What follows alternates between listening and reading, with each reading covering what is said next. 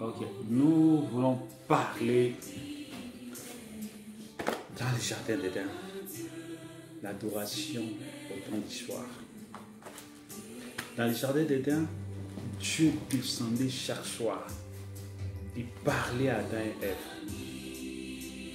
Le culte se faisait où? Donc nous voulons parler sur où se trouvaient les cultes ou les tabernacles dans le jardin d'Éden. Parce que c'est ce qui se fera aussi à la fin. Parce qu'à la fin, c'est les retours dans le jardin d'Éden.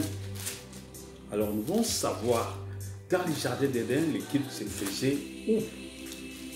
Ou par où se faisaient les cultes dans le jardin d'Éden. Donc je vais un peu lire, nous sommes dans Genèse chapitre 2. Comme je vais lire que la Bible dit, verset 18, et l'Éternel dit, il n'est pas bon que l'homme soit seul, je lui ferai une aide semblable. L'Éternel Dieu formant de la terre tous les animaux des champs et tous les oiseaux du ciel. Il fit venir vers l'homme pour voir comment il se l'appellerait, afin que tout être vivant portât les noms qu'il lui donnerait l'homme. Et l'homme donna des noms à tous les bétails, aux oiseaux du ciel, à tous les animaux des champs. Mais pour l'homme, il ne trouva point d'aide semblable. Alors l'Éternel Dieu fit tomber un profond sommeil sur l'homme, qui s'endormit. Il prit une de ses côtes et ferma la chair à sa place. L'Éternel Dieu forma une femme à la côte qu'il avait prise de l'homme. Il l'amena vers Adam. Et quand il l'amena vers l'homme, l'homme dit, voici qui est os de mes os, chair de ma chair. On l'appellera femme parce qu'elle a été prise de l'homme. C'est pourquoi l'homme quittera son père et sa mère, s'attachera à sa femme et les deux deviendront une seule chair. L'homme et sa femme étaient tous de nuit, ils ne savaient point. Le serpent était le plus rusé de tous les animaux des champs que l'Éternel Dieu avait fait. Il dit à la femme, Dieu a-t-il réellement dit, vous ne mangerez pas de tous les arbres du jardin? La femme répondit au serpent, nous mangerons du fruit des arbres du jardin, mais quant au fruit de l'arbre qui est au milieu du jardin, Dieu a dit, vous n'en mangerez point et vous ne toucherez point, de peur que vous ne mouriez.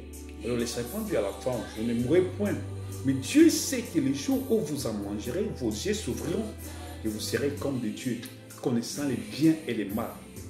La femme dit que l'arbre était bon à manger, agréable à la vue, qu'il était précieux pour ouvrir l'intelligence. Elle prit de son fruit et en mangeant, elle donna aussi à son mari qui était auprès d'elle. Et ils en mangeant, les yeux de l'un et de l'autre s'ouvrirent. Ils connurent qu'ils étaient nus. Et ayant conçu des feuilles de figuier, ils s'enfuirent de ceinture. Alors ils entendirent la voix de l'Éternel Dieu qui parcourait les jardins vers le soir. L'homme et la femme se cachèrent loin de la face de l'Éternel Dieu au milieu du jardin. Mais l'Éternel Dieu appela l'homme, lui dit, où es-tu? L'Éternel Dieu appela l'homme et lui dit, où es-tu? Où es-tu l'homme? L'homme qui j'ai formé, où es-tu? Parce que l'homme n'était pas à sa place. Donc nous voulons replacer ces tableaux. D'abord, je vais donner quelques principes de base. La Bible s'interprète par la Bible. Un verset s'interprète par un autre verset. Tu ne peux pas prendre la Bible, un verset biblique, et puis tu prends les dictionnaires, tu lis pour comprendre les mots là.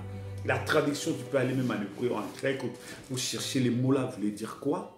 Et puis tu commences à interpréter, tu vas taper à côté. Je te dis sincèrement, tu vas taper à côté. C'est ce qui s'est fait aujourd'hui avec beaucoup de ministres de Dieu, des serviteurs de Dieu qui pensent, qui prêchent la Bible. Pourquoi? Ils se servent de leur intelligence. D'abord, le contexte que nous vivons aujourd'hui sur la terre n'est pas le même contexte que dans lequel la Bible a été écrite. Ça, c'est la première des choses. Alors, il faut rester dans le contexte de la Bible. Ce que nous appelons aujourd'hui les pains, ce n'est pas de la même façon que les pains étaient dans la Bible. La façon dont les pains de maïs étaient faits à l'époque, ce n'est pas de cette façon-là que nous faisons aujourd'hui. Aujourd'hui, nous avons la technologie. Aujourd'hui, nous avons pas mal de choses. Nous avons la technologie, nous avons l'informatique, nous avons les ordinateurs, nous avons les téléphones, les smartphones, toutes ces choses-là. À l'époque, il n'y en avait pas. Vous voyez? Donc, il y a l'ensemble, toute une panoplie de choses qui se manifestent aujourd'hui, qui sont sur la terre aujourd'hui, d'entre les mains des gens, mais qui n'étaient pas dans la Bible. Tu vois? Et aussi l'autre chose, le livre de Genèse n'a pas été écrit, que les choses se faisaient l'une de l'autre et puis quelqu'un était là en train d'écrire. Non. Le livre des Genèse a été écrit plus tard. Les premiers livres de la Bible, c'est le plus ancien. C'est le livre de Lot. Pardon, de Job. C'est le livre de Job qui a été écrit, qui est le plus ancien livre même par rapport à Moïse. Quand Dieu l'a rencontré, que Dieu l'a fait sortir pour faire sortir les enfants d'Israël de l'Égypte, arrivé sur la montagne, c'est là où Dieu a commencé à lui projeter, lui écrire. Et Dieu lui a parlé. Maintenant, Dieu lui a fait passer un film devant lui. Mais attention, quand le Saint-Esprit vient, commence à dépiécer ça, oh mon Dieu, ce que Moïse avait vu comme un jour, comme dit dans les Genèse, au commencement, Dieu crée les cieux et la terre. Et ce fut les premiers jours. La Bible, le Saint-Esprit, quand il est venu, il va interpréter ça pour nous dire que les un jour que Moïse avait vu dans Genèse là, ça ne parlait pas de 24 heures. C'était 1000 ans, c'est le contexte humain. C'était 1000 ans, c'est le contexte des hommes. Donc c'était 1000 ans selon le contexte actuel. Ce n'était pas les un jour de 24 heures. Et là, c'est automatiquement différent. Le langage de Dieu n'a jamais été le langage humain. Un jour, Jésus dit, celui qui mange ma chair et qui boit le sang, mon sang, il a dit, celui qui mange ma chair et qui boit mon sang à la vie éternelle. Pose-toi la question, tu es là, ton pasteur qui te dit, qui est le prophète, il te dit que celui qui mange ma chair et qui boit mon sang à la vie, car ma chair est vraiment une nourriture, mon sang est vraiment un breuvage. Oh mon Dieu. Oh mon Dieu. Attends, c'était l'église des cannibales? C'était l'église des vampires? C'était du vampirisme? Est-ce que Jésus prêchait le vampirisme? Jésus arrive au temple. Il trouve les gens, les vendeurs en train de vendre des choses devant les temples. Dans les parvis. Il prend un chicote, les chasse. On dit, mais ça c'est quel miracle qu'il nous fait voir? Il dit, détruisez ces temples. En 3 jours, je vais les relever. Jésus était au temple. Il parlait de ces temples qui étaient là devant lui. Le langage de Dieu. Un langage codé qui se sert de ce que tu vois comme un signe, un symbole pour parler d'autre chose. La Bible dit, en réalité, ne parlez pas des temples qui étaient là devant lui. Il n'était pas question de ces temples-là. Jésus parlait de notre temple dont eux ne savaient pas, qu'ils ne voyaient pas. Il parlait de son corps. Il parlait d'une dimension spirituelle dans laquelle les disciples, et même les disciples qui étaient avec Jésus ne comprenaient rien. Parce que c'est plus tard, parce que les livres des gens dont ces écritures sont écrites, n'ont pas été écrites pendant que Jésus faisait ces choses-là. Non. C'est écrit 90 ans plus tard, vers l'année 90, 120, ils ont commencé à écrire, on a écrit l'Apocalypse. Donc c'est le Saint-Esprit qui les a rappelé toutes ces choses-là, afin qu'ils commencent à écrire ça. Vous voyez? Et quand ils commencent à écrire, c'est là qu'ils commencent à dire qu'ils se sont souvenus de ces paroles lors de sa résurrection, que les 3 jours dont Jésus parlait n'étaient pas. Ça ne parlait pas il ne parlait pas de ce temple-là, il parlait de son corps. Ton corps qui était le temple de Dieu. Son corps qui était le temple de Dieu. Jésus amène les gens une vraie adoration, une parfaite adoration. Mais il vient dans les temples, il trouve les gens. Et leur dit que non, ce n'est pas de cette façon-là qu'il devait adorer Dieu. Et dans une autre dimension aussi, il vient révéler aux gens qui nous quittons la dimension des temples pour entrer dans le corps de Christ. Aujourd'hui, le lieu de rassemblement n'est plus ces temples. Aujourd'hui, le lieu de rassemblement, c'est mon corps. C'est le corps de Christ. C'est là où la vraie église. Toute personne qui n'est pas membre du corps de Christ, il n'est pas fils de Dieu, il ne sera pas enlevé, il passe tout son temps pour rien. Tu peux être membre adhérent dans une église, mais si tu n'es pas membre du corps de Christ, si tu n'es pas né dans le corps de Christ, tu ne seras pas sauvé. Tu passes ton temps inutilement. Donc, le langage auquel je suis utilisé là, c'était tellement profond. Tellement profond.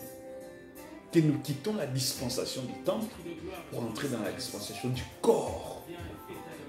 Aujourd'hui, c'est ce corps ici, le lieu d'adoration. C'est ce corps ici, le lieu du rassemblement. C'est ça ce que Jésus nous parlait. Quelle profondeur! Une profondeur. Donc, j'étais en train de dire que la Bible s'interprète par la Bible en partant du verset que j'ai lu.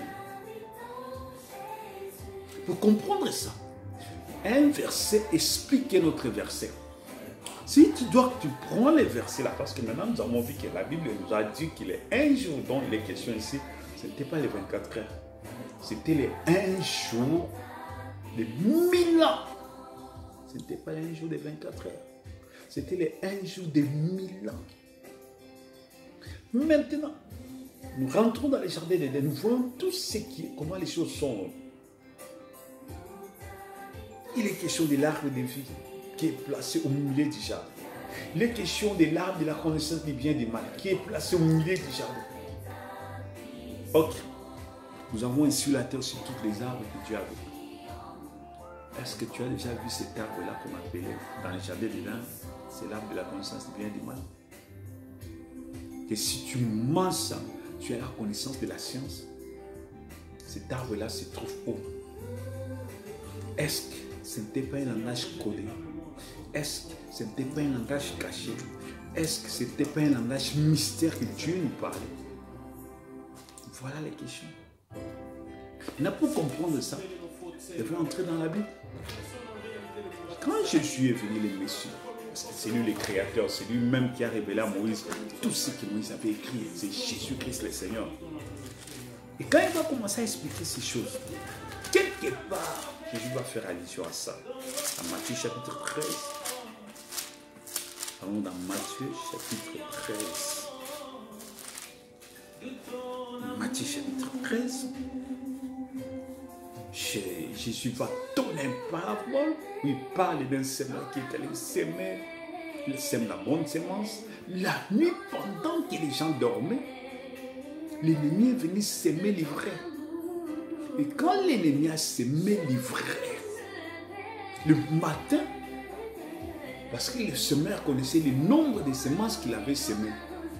Donc, apparemment, il devait connaître le nombre des arbres qui devaient apparaître sur la terre. Le nombre des arbres qui devaient pousser sur la terre. Qui devaient être manifestés sur la terre. Mais il voit qu'il y a une population terrible. Que ce sont des milliards. Les serviteurs du Seigneur, attends, n'avons-nous pas semé un tel nombre? Mais comment il y a des milliards de arbres? Il dit non, c'est l'ennemi qui a fait ça. Qui savait que c'est l'ennemi? C'était le Seigneur. Il dit Seigneur, permets que nous puissions aller couper tous ces ivraies afin que, il dit non, vous n'allez pas distinguer parce qu'il y a certaines ivries qui sont semblables au bleu. Alors vous risquerez même de couper l'ivraie et les bleus ensemble. Laissez-les. Mais à la fin, l'ivraie et les bleus, il y aura la différence. À la fin, la moisson, parce que l'ivraie ne peut pas produire les blés. Lors de la croissance, ils se ressemblent.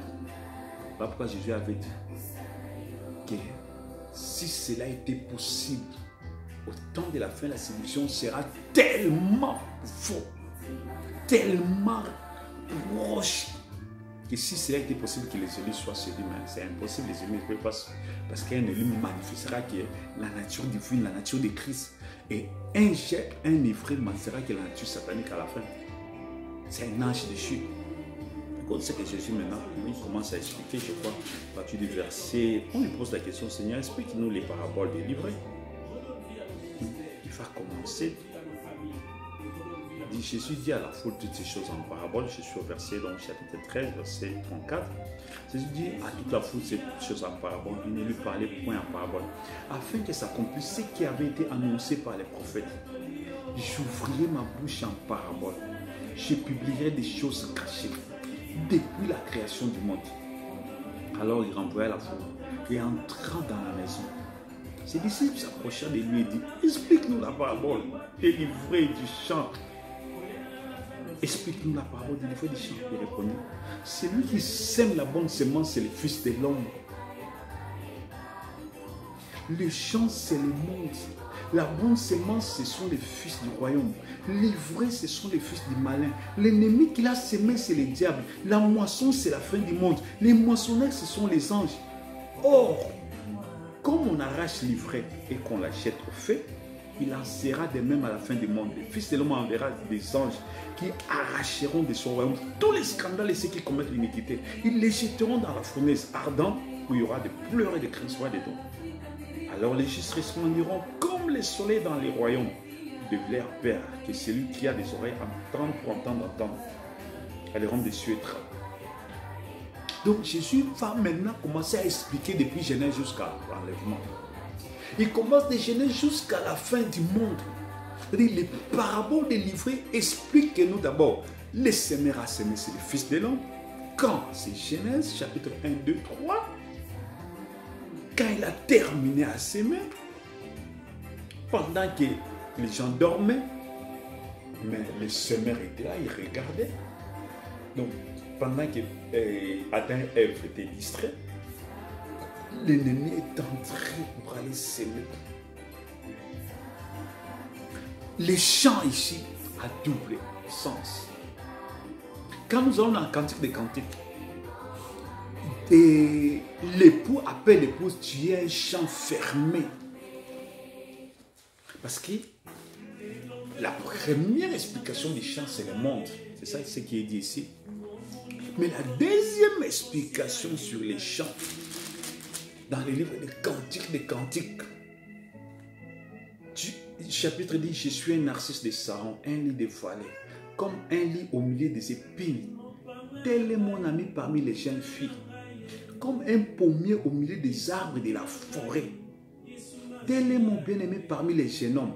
Je désire m'asseoir à ton ombre et son fruit est doux à mon palais. Oh! Là, il ne parle plus d'un arbre planté sur la terre. Il se sert de l'arbre planté pour exprimer, pour révéler, pour expliquer que c'est l'homme. Il commence d'abord, il dit, comme un lit au milieu des épines. Nous avons un lit de l'autre côté. Les bleus, mais ici on l'appelle un lit. Jésus est le lit de la vallée, ça veut dire les semences fils de Dieu, qui sont la semence de Jésus, parce que Jésus est le lit de la vallée. Mais parmi les épines, nous avons vu là-bas, les épines sont les ivraies, qui est les semences que l'ennemi a sémées. Maintenant, il dit comme un pommier au milieu des arbres de la forêt. C'est-à-dire dans les jardins d'Éden, au milieu des arbres de la forêt, mon ami était comme un pommier au milieu des arbres de la forêt. Tel est mon bien-aimé parmi les jeunes hommes. Bon. Donc là, si nous entrons profondément, donc l'arbre de la connaissance du bien et du mal, dont il était question de ne pas toucher, c'était un homme dans les jardins d'Éden. C'était un être dans les jardins d'Éden. Cet être est appelé le serpent ancien. Mais le serpent ne parlait pas. Mais cet être, il a parlé. Le serpent ne marche pas. Il marche sur son ventre. Mais cet être, il a marché avec ses pieds. Il avait 2 mains et 2 pieds. Cet être-là était l'arbre de la connaissance du bien et du mal. La Bible dit que je vous révélerai les choses cachées depuis le commencement. Donc, au commencement, selon ce que nous venons de lire dans Matthieu chapitre 13, il y avait des choses cachées. Ce que Moïse avait vu, c'était des choses cachées, parlées dans un langage parabolique, mystérieux. Donc, il dit, mon bien-aimé parmi les jeunes hommes, je désire m'asseoir à son ombre, et son fruit est doux à mon palais. Oh, donc le fruit défendu là, ce n'était pas un fruit dont on devait cueillir. Parce que montre-moi sur la terre, les fruits de l'arbre dont si tu manges, Donc si tu manges ces fruits-là, te donnera la connaissance. Qui est cet être-là qu'on appelait le serpent ancien? Parce qu'il y a un mystère ici entre les serpents anciens et l'arbre de la conscience du bien et du mal. Deux choses-là typifiaient le diable. Les serpents anciens typifiaient le diable. L'arbre de la conscience du bien et du mal typifiait le diable. En un mot, Dieu leur avait interdit de ne pas causer avec les diables, de ne pas parler avec les diables. Qu'il y a un être ici, mais ne restez jamais en contact avec lui parce que chaque soir, Dieu descendait. Voilà pourquoi le titre de ma prédication, c'est l'adoration au temps du soir. Chaque soir, Dieu descendait, il leur parlait, il leur révélait les mystères. Quand Ève, tu as commencé avec Adam, quand Ève est venue, Adam continuait à répéter à Ève les choses que Dieu lui avait dites pas avant. Mais comme Ève sortait de temps en temps, ne pensez pas que ça s'est fait juste un seul jour. Non, ça a pris du temps, des années. 2 années. Il y a même beaucoup des années entre Adam et Ève. Les un jour de Dieu là, qui est 1000 ans. Ève passait chaque fois là, il voyait cet arbre de la conscience du bien et du mal qui était un être. La Bible nous dit que c'est un être. Il voyait les serpents anciens. Il passait. Il voyait, il passait. C'est là où la séduction commence. Une femme qui passe son temps à aller causer avec les hommes finira par tomber. En sortant, une bonne femme n'a pas le temps à toutes les appels de s'arrêter. Non, tu finiras par tomber. Parce que tu ne sais pas les propositions qui vous seront faites. C'est ça ce qui a été interdit à Ève. Si Adam était seul, alors il n'allait pas tomber.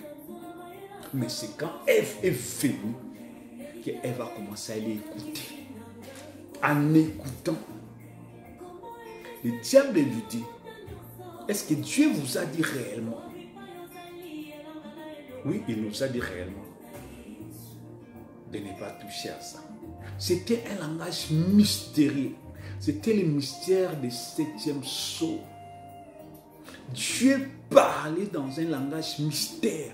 Dieu parlait dans un langage codé. Dieu parlait dans un langage parabolique. Ils ne savaient pas réellement qu'est-ce que cela veut dire. Ils sont entendus. Ils savaient qu'il y a un être ici qu'on ne peut pas s'approcher de nous. Et quand la femme est allée écouter, le diable voulait lui faire sortir dans le contexte de Dieu, lui donner son interprétation. Voilà pourquoi j'ai dit que chaque fois que tu mets ton interprétation, ton intellectualisme, si les choses de Dieu, c'est là où tu es dérouté. Il faut laisser Dieu interpréter sa parole. La Bible s'interprète par la Bible. La parole par la parole. Dieu parle, il interprète lui-même sa parole. Tu vois? Donc, la femme qui est quelque part ici, Adam, et l'homme, il parle et dit, tu es un jardin fermé. Il parle de la femme. J'entre dans mon jardin, ma soeur, ma fiancée. Je cueille ma myrrhe avec mes aromates. Je mange mon rayon de miel avec mon miel. Je bois mon vin avec mon vin. Là, il parle de la femme. C'est l'homme qui parle de la femme. Donc, les jardins dont il était question, c'était la femme. L'ennemi est venu s'aimer dans la femme. Le fait que la femme est allée manger l'arbre, les fruits, ça veut dire que l'ennemi est venu s'aimer dans la femme. Ça, c'est les paraboles que notre Seigneur Jésus-Christ, voilà comment il interprète les choses. Parce que comment le diable pouvait s'aimer sa semence? Il n'a pas sémé ça en terre, non. Il a sémé ça dans un jardin fermé, dans une femme qui était à vous. Mais nous parlons sur l'adoration authentique. Donc chaque soir, Dieu descendait. L'adoration se faisait autour de l'arbre de la vie. De la même façon que l'arbre de la conscience vient de Malpété. Satan incarné, un être incarné. De la même façon que l'arbre de vie aussi était un être incarné. Comme nous avons vu, que mon ami est un pommier dans les jardins d'Éden. Il parle d'Adam. il était un arbre de vie au milieu du jardin d'Éden. Et l'adoration se faisait autour de l'arbre de vie, dans le jardin d'Éden. L'adoration se faisait autour de l'arbre de vie. C'est autour de l'arbre de vie que chaque soir, il y avait l'adoration. Ils adoraient Dieu. L'arbre de vie, c'est le Saint-Esprit incarné. Je répète encore, l'arbre de vie, c'est le Saint-Esprit incarné. Il n'y a pas un arbre ici sur la terre qui s'appelle l'arbre de vie, tu ne le verras jamais. Dieu n'avait pas planté un arbre ici sur la terre qui s'appelait l'arbre de vie, non. Tu vois, tout cela était un langage codé, un langage mystère de Dieu. Toutes ces choses étaient des langages codés de Dieu, des langages mystères de Dieu. Dans les langages mystères de Dieu, Dieu disait ça. Et l'arbre de vie, comme je l'ai lu avant, mon ami, l'homme, c'est un pommier parmi tant d'autres. Quand Jésus est venu sur la terre, Jésus était l'arbre de la vie. Le second arbre de la vie qui a été planté sur la terre. Adam était le premier arbre de la vie qui a été planté. Ça veut dire quoi? Le Saint-Esprit incarné dans un corps. C'est là où se faisait l'adoration. Parce que la vie de Dieu dans Adam faisait que Adam communiquait avec Dieu. Quand Dieu descendait, Dieu allait vers Adam, au lieu du culte, là où se tenait l'arbre de vie. Et c'est là qu'ils se faisaient l'adoration. C'est là qu'ils adoraient Dieu. C'est là qu'ils adoraient Jésus-Christ. Dieu était dans Adam. Adam était une partie de Dieu. Comme, parce que Adam était fait à l'image de Dieu. Donc, comme Dieu a pris Adam, Dieu s'est dédoublé en deux. Pour que Adam, qui était une des côtes de Dieu, puisse sortir de Dieu. De la même façon, Adam, qui est l'image de Dieu, s'est dédoublé pour qu'elle puisse sortir. Voilà pourquoi nous sommes appelés l'épouse de Christ. Parce que nous sommes sortis de son côte. Voilà, même cela s'est fait sur la croix.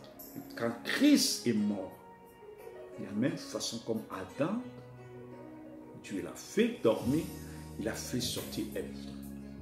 Mais au commencement, dans les dimensions spirituelles, parce qu'Adam était formé d'abord un être esprit. Il était le Saint-Esprit de Dieu manifesté dans la chair. Adam était le Saint-Esprit de Dieu manifesté dans la chair. Il a fallu que Dieu puisse prendre un corps, se manifester dans un corps esprit, parce que Dieu est invisible, on ne peut pas voir Dieu.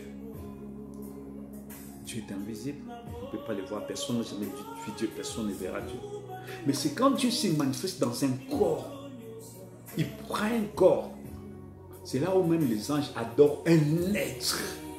Quand vous voyez dans l'Apocalypse la façon dont on décrit cet être-là, Apocalypse chapitre 4, on décrit l'être. Tu vois, il faut d'abord monter en esprit, dire, après cela j'ai regardé, voici une porte était ouverte dans le ciel. La première fois que j'avais entendu comme le son d'une trompette qui me parlait, me dit, monte ici, il faut monter en esprit pour voir ça. Et je te ferai voir ce qui doit arriver dans la suite. Aussitôt, je fus ravi en esprit. Voici, il y avait un trône dans le ciel et sur ce trône, quelqu'un était assis. Celui qui était assis avait l'aspect d'une pierre de jaspe et de sardoise. Voilà la description de Dieu. Celui qui a été assis avait l'aspect d'un diamant, puisque tout ça sont les descriptions des diamants. Tel diamant, tel diamant, tel diamant. Ce sont les descriptions des diamants, les qualités des diamants. Un être dans ce monde. Il dit qu'il avait l'aspect d'une pierre de sardoise, de jaspe. Et le trône était environné d'un arc-en-ciel semblable à l'émeraude, le diamant toujours. C'est-à-dire le diamant qui fait jaillir cette lumière de l'arc-en-ciel. Mais celui qui était assis là, tu vois, cet être glorieux qui avait la forme d'un diamant. L'ancien des jours. Quand il est descendu pour former l'homme sur la terre, il s'est dédoublé en deux.